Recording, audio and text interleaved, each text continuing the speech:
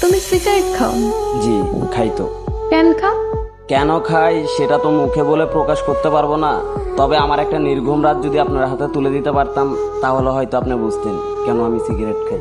এখন থেকে আর কখনো সিগারেট খাবা না। কেন খাবো না? আমি বলছি তাই। কে আপনি? আর আমি আপনার কথাই বা কেন শুনবো?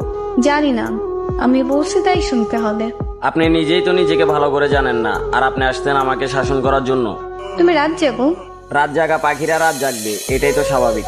আজকে রাত থেকে ভালো ছেলের মতো তাড়াতাড়ি ঘুমিয়ে পড়বা।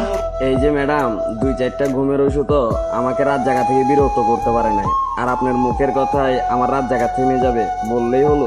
জি বললেই হবে। মুখের ওপর কথা বলবা, একদম মেরে সোজা বানিয়ে ফেলবো।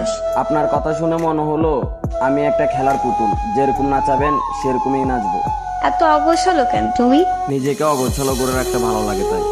নিজেকে গুছিয়ে রাখতে পারো না?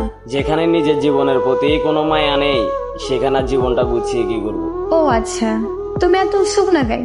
খাওয়া দাওয়া ঠিক মতো করো না? পরিবারের জন্য মাথা ভর্তি টেনশন, প্রিয় মানুষের দেওয়া আঘাত। সকালের খানাটা ঘুমে ঘুমিয়ে চলে যায়, দুপুরের খানাটা বিকাল 5টায়, রাতের খানাটা রাত 3টায়। তাহলে চিন্তা করেন শরীরটার কতটা ভালো থাকবে। এত এলোমেলো হয়েছে কিভাবে?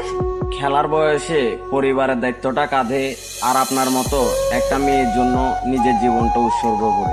ও আচ্ছা, মানুষটা ভুল ছিল তাই ঠকে গেছো? আমি ঠকিনি, আমাকে ইচ্ছা করে ঠকানো হয়েছে। কিন্তু এরকম ভাবে জীবনে চলে না।